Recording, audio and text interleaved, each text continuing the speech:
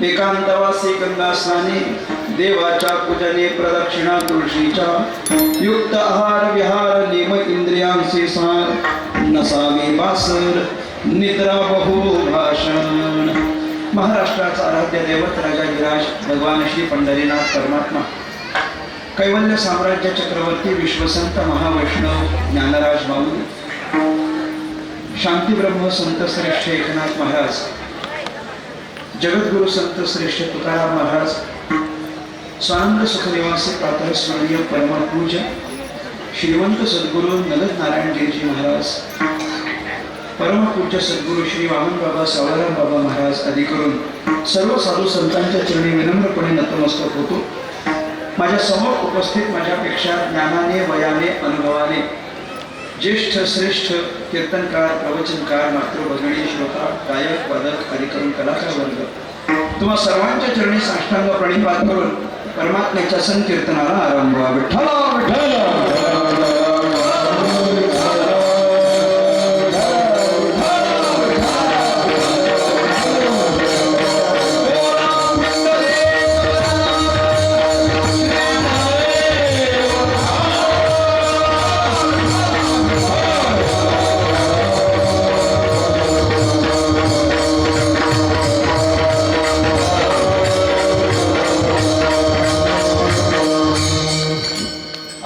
कीर्तनाला आरंभ करण्यापूर्वी अल्पसा परिहार देणं अत्यंत महत्वाचं आहे. आपल्या ह्या सद्गुरु नलद नारायण महाराजांच्या पदस्पर्शाने पुनीत झालेल्या या भूमीमध्ये अर्थात आपल्या या उमापूर नगरीमध्ये श्री क्षेत्र संस्थान नारायणगडाचा 74वा नारळी अखंड हरिनाम सप्ताह संपन्न होतोय. ही आपल्या सगळ्यांकरता एक मोठी भाग्याची गोष्ट आहे. आणि या 74व्या नारळी सप्ताहामध्ये मला कीर्तन करण्याची संधी मिळते म्हणून मी भाग्यवंत आहे. आता ते कुठं लावायचं ते तुम्ही ठरवा. आडनावाचं ते मूळचं आहे. माझं मोठं भाग्य आहे की सद्गुरु श्री नलद नारायणजीजी महाराज यांचं चालू असलेला हा अखंड हरिनाम सप्ताह अत्यंत भव्य दिव्य स्वरूपाचा ऐश्वर्यवंत श्रीमंत उत्सवामध्ये आजची ही 3ऱ्या दिवसाची कीर्तनाची सेवा आहे. आणि ही सेवा करण्याचे भाग्य मला प्राप्त झालेलं आहे. आमचे सद्गुरू सावळाराम बाबा महाराज म्हात्रे डोंबिवलीकर आणि त्यांचे सद्गुरू श्री वामन बाबा महाराज पनवेलकर आदी करून या सगळ्या सद्गुरूंची आमच्यावर मोठी कृपा आहे. आणि म्हणून मोठ्या सद्गुरूंच्या सानिध्यामध्ये चांगल्या सेवा करण्याची संधी आम्हाला वारंवार प्राप्त होत असते. आतापर्यंत आम्ही अनेक वेळा ऐकलंय पाहिलंय, नारळी सप्ताह होता. कारण आमच्याकडे ही नारळी सप्ताहाची परंपरा नाही आहे. परंतु मी माझी इंजिनिअरिंग पूर्ण केली ती नगर जिल्ह्यात. आणि नगर जिल्ह्यामध्ये 4 वर्ष मी राहुरीला होतो. आणि तिथं मी माझी इंजिनिअरिंग पूर्ण केली. मी IT इंजिनियर झालो. आणि तेव्हा मला कळलं की नारळी सप्ताह नावाची पण एक संकल्पना असते. आणि म्हणून मग मी अनेक ठिकाणी सप्ताहांकरता फिरलो. तेव्हा मला कळून आलं की नारळी सप्ताह हे इतक्या मोठ्या प्रमाणामध्ये संपन्न होतात. आम्हाला मुंबईकरांनी इतकं मोठं नाही माहिती. आमच्या मुंबईकरांचं म्हणजे काय, एक सोसायटी खालचा सप्ताह, त्याच्यापेक्षा पलीकडे आमची धाव नसते. परंतु इतक्या मोठ्या प्रमाणामध्ये हा सगळा सद्गुरू नारायण महाराजांचा असलेला भाविक पाईक श्रोता आणि सगळा साधक वर्ग या ठिकाणी एकत्र होतो. आणि 1-2 वर्षाची परंपरा नाही. अमृत महोत्सवाला 1 वर्ष कमी 74वा हा नारळी सप्ताह या ठिकाणी संपन्न होतोय. आणि हे सगळं भाग्य हे उमापूर आणि मारुतीची वाडी आदी करून या परिसराला प्राप्त झालेलं आहे. आणि या परिसरातील उत्सवातील आजची ही संध्याकाळची सेवा आहे.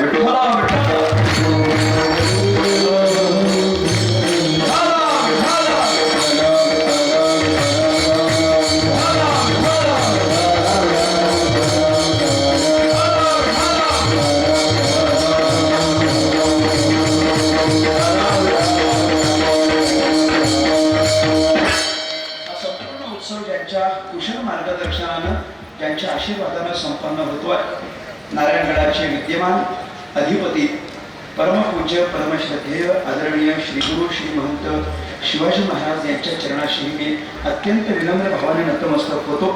त्यांच्या आज्ञेनं आज या ठिकाणी मी आणि ही सगळीच गुरु परंपरा माझ्या पाठीशी उभं राहून ज्या पद्धतीनं आपल्याला सेवा करता येईल त्या प्रकारे या अभंगावर चिंतन करण्याचा आपण प्रयत्न करू.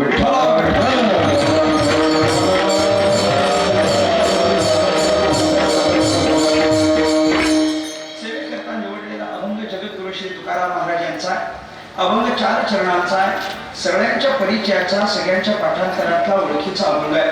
या अभंगाच्या माध्यमातून संत श्रेष्ठ तुकाराम महाराजांनी मानवी जीवाला आनंद प्राप्त करून घेता यावा याकरता एक 13 गोष्टींची यादी या अभंगातून तुकाराम महाराजांनी आपल्याला सांगितली आहे. आपण 13 गोष्टी या अभंगामध्ये सांगितल्याप्रमाणे केल्या तर आपल्याला आनंदाची प्राप्ती होईल असं तुकाराम महाराजांचं मत आहे. माणसानं काय केलं पाहिजे तर माणसानं माणसासारखं जगलं पाहिजे ही साधू संतांची आपल्या सगळ्यांकडून अपेक्षा आहे. आपण माणसासारखं जगलं पाहिजे. का जगलं पाहिजे? माणूस म्हणून जन्माला आलो म्हणून तरी माणसासारखं जगलं पाहिजे. माणूस म्हणून बरीच लोक जन्माला येतात पण माणूस म्हणून जन्माला आलेली सगळी माणसासारखीच वागतील असा काही नियम आहे काय? असा अजिबात नियम नाही. तुम्हाला सांगतो, माणूस माणसासारखा वागत नाही. माणूस माणसासारखा वागत नाही म्हणूनच कदाचित देव पण देवासारखा वागत नाही. माणूस माणसासारखा वागत नाही म्हणूनच कदाचित देव पण देवासारखा वागत नाही आणि म्हणून कुठल्याही वेळेला पाऊस पडतो. कुठल्याही वेळेला काय सांगता येते त्याला. आपण आश्चर्य नाही व्यक्त करून घेतो असा कसा काय पाऊस पडणार नाही आपण भलते सारखे वागायला लागलो तर. आणि माणसांचं वागणं बदललं आहे. साधू संत प्रत्येक वेळेला येतात तेव्हा त्यांची अपेक्षा एकच असते. काय आहे?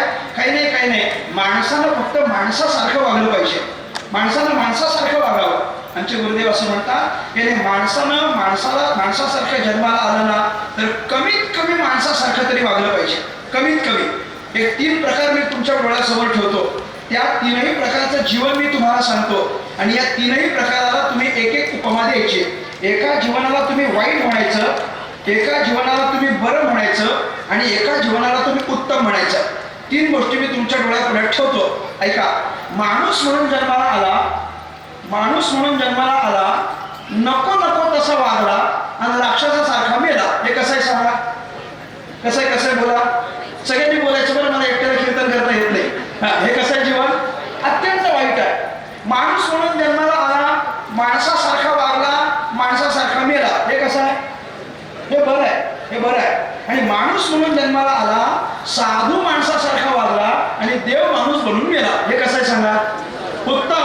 हे उत्तम आहे. या 3पैकी आपल्याला कुठलं जगायला आवडेल? उत्तम. पण उत्तम जरी नाही जगता आलं तर कमीत कमी बस माझी पण हीच अपेक्षा आहे. उत्तम नाही जगता आलं, कमीत कमी बरं जरी जगता आलं तरी पुष्कळ झालं. सगळ्या साधू संतांची आपल्याकडून हीच अपेक्षा आहे. माणसानं कमीत कमी माणसासारखं तरी वागलं पाहिजे आणि माणसानं माणसासारखं वागावं याकरता साधू संतांनी आपल्या डोळ्याच्या पुढ्यात समस्त मनुष्य जन्माची एक आचारसंहिता ठेवलेली आहे. माणसाची एक आचारसंहिता आहे. आचारसंहिता हा शब्द फार चांगला आहे बरं का. आचारसंहिता हा शब्द फार चांगला आहे.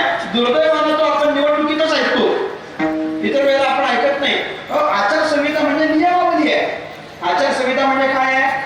नियमावली आहे. आणि प्रत्येकाच्या जीवनाची स्वतंत्र नियमावली असते, त्याला आचारसंहिता म्हणतात. माणसाच्या जगण्याची पण एक आचारसंहिता आहे. माणसानं कसं वागावं? माणसानं सदाचारानं वागावं. माणसाला माणूसपणा प्राप्त व्हावा याकरता सगळ्यात मोठी गोष्ट काही असेल तर ते त्याचं आचरण आहे. विठ्ठला विठ्ठल.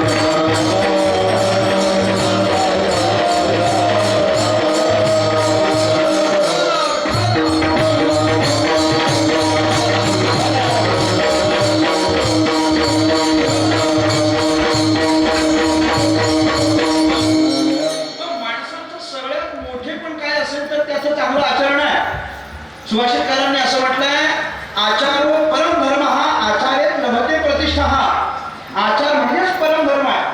माणसाला सगळ्या प्राणी पक्ष्यांपासून वेगळं करणारं एक तत्व जर काही असेल तर तो त्याचा आचार आहे. माणसानं चांगलं आचरण केलं पाहिजे. आचारच मनुष्याचा परम धर्म म्हणजे श्रेष्ठ धर्म आहे. आणि चांगलं आचरण केलं तर काय मिळेल? चांगलं आचरण केलं तर काय मिळेल? सुभाषितकार म्हटले, आचार्यात लभते प्रतिष्ठा. चांगलं आचरण केलं की चांगली प्रतिष्ठा मिळते. ज्याचं आचरण चांगलं आहे त्याचं प्रतिष्ठा चांगली आहे. ज्याचं आचरण चांगलं आहे त्याला सन्मान आहे. आचरण चांगलं आहे त्याचा गौरव आहे. आचरण चांगलं आहे त्याचा पुरस्कार आहे. समाज मान मान्यता देतं की कोणाला देतं? सदाचारी माणसाला देतं की दुराचारी माणसाला देतं? सांगा बरं मला. कोणाला देतं? सदाचारी माणसाला. ज्याचं वागणं चांगलं आहे समाज त्याला मान मान्यता देतं. ज्याचं वागणं चांगलं आहे समाज त्यालाच कुठं ना कुठं तरी सन्मानित करत असतो. दुराचाराला कोणी विचारत नाही. दुराचाराला कोणी विचारत नाही. समाज इतका चांगला आहे, समाज इतका चांगला आहे, मी तुम्हाला सांगतो, समाज सगळ्यांना ध्यानात ठेवतो. सदाचारी माणसाला पण ध्यानात ठेवतो आणि दुराचारी माणसाला पण ध्यानात ठेवतो की नाही मला सांगा? आपण सगळ्यांना सदाचारी माणसाला पण आपण ध्यानात ठेवतो आणि दुराचारी माणसाला पण ध्यानात ठेवतो. फक्त ध्यानात ठेवण्याच्या पद्धती वेगळ्या असतात. ध्यानात ठेवण्याच्या, मी जरा तुम्हाला कळेल असं बोलू का वाक्य? मी इतकंच बोलतो, काय नाही. लोक सगळ्यांना ध्यानात ठेवतात. सगळ्यांना म्हणजे कोणाला? ज्यानं अख्ख्या गावाचं भलं केलंय लोक त्यालाही ध्यानात ठेवतात आणि ज्यानं अख्ख्या गावाचं, तुम्ही बोला मी नाही बोलत, ज्यानं अख्ख्या गावाचं वाटोळं केलंय लोक त्यालाही ध्यानात ठेवतात.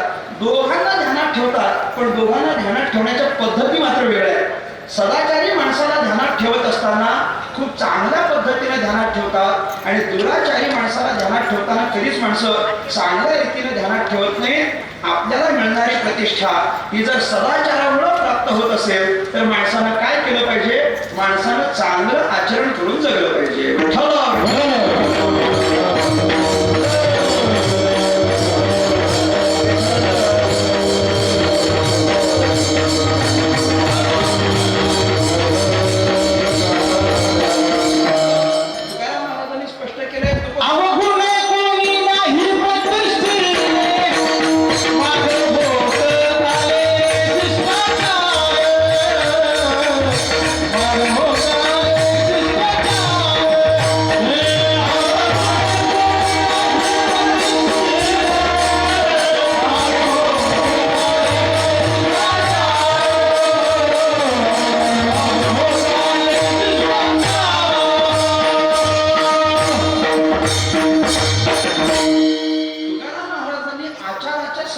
चिंतन करत असताना असं म्हटलंय की आपण आचार चांगला केला पाहिजे, आपलं आचरण चांगलं असलं पाहिजे.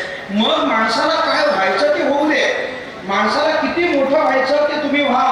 मग कितीही मोठं झालं तरी आपलं आचरण मात्र बिघडता कामा नये. तुम्हाला श्रीमंत व्हायचं का? तुम्ही श्रीमंत व्हा. तुम्हाला सत्तावान व्हायचं का? तुम्ही सत्तावान व्हा. तुम्हाला ज्ञानवंत व्हायचंय? तुम्ही ज्ञानवान व्हा. कीर्तिवंत व्हायचंय? कीर्तिवंत व्हा. काय व्हायचंय ते व्हा. फक्त आपलं आचरण मात्र चांगलं ठेवायचं, तेवढं मात्र सोडायचं नाही. तुकाराम महाराजांनी व्यक्त करत असताना म्हटले, चांगलं आचरण कधीच वाया जात नाही ना, म्हणून ते आपण कायम केलं पाहिजे. बहुत झालासी चतुरशाह,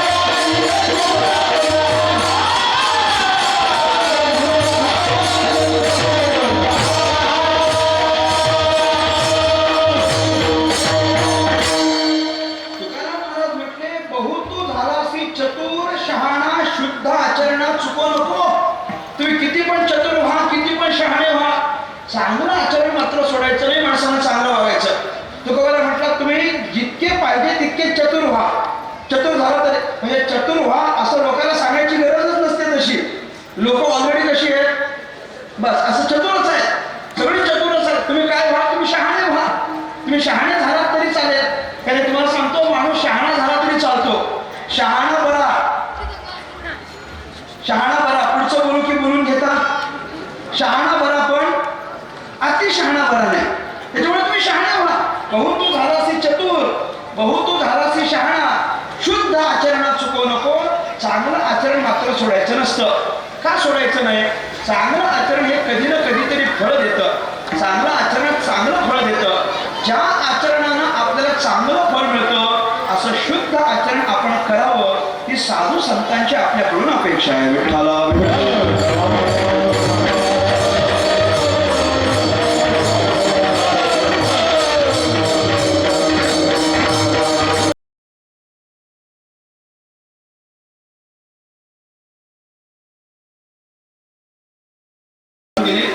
चांगलं वागा, चांगलं वागा, चांगलं वागा असं सांगून तुकाराम महाराज सोडत नाही.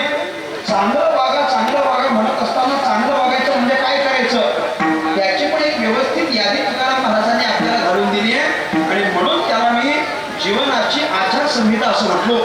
तुकाराम महाराज जीवनाची आचारसंहिता सांगतात. साधू संत मनुष्य जन्माची आचारसंहिता सांगतात. काळ सारावा चिंतने एकांतवासी गंगास्नाने. या अभंगात तुकाराम महाराजांनी काय सांगितलंय? तर या अभंगात तुकाराम महाराज मनुष्य जन्माची आचारसंहिता सांगतात. काय सांगतात या अभंगामध्ये? मनुष्य जन्माची आचारसंहिता सांगतात. काय सांगतात? मनुष्य जन्माची आचारसंहिता सांगतात.